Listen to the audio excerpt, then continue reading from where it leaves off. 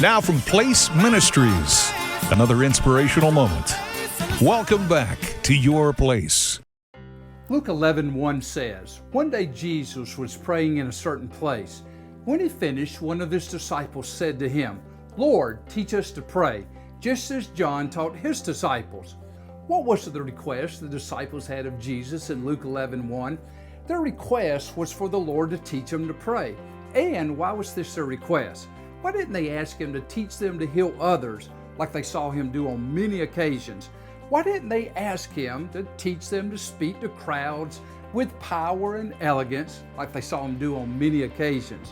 I believe the disciples knew as they watched and observed Jesus day after day that the power in his life was his connection to spending time in praying to his Father. You know, all of us go through times when God desperately wants us to get it, and sometimes it is different at different times. Several months ago, a young man, Grant Shields, sent me his basketball card and he asked me to put it somewhere to remind myself to pray for him. Honestly, I put the card out of my sight and I didn't pray for Grant. Then one day, God's it for me was to take the card of Grant and put it on my mirror in my bathroom and to use Grant's card to not only pray for Grant daily, but be reminded I need to pray and pray often. And often is a lot more than I was doing. Sometimes God uses others like Grant to teach us our it. And I'm grateful to the Lord for using Grant to teach me my it, to pray more. In finding your place in life and ministry, who or what might God be putting before you that is your it?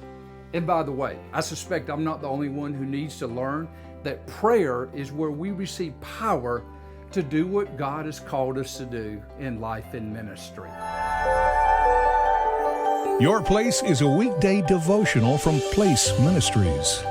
Our focus is helping followers of Christ know how and why God created them, and be encouraged to do what God created them to do in life and ministry. For a list of free resources, go to placeministries.org and join us every weekday right here at Your Place.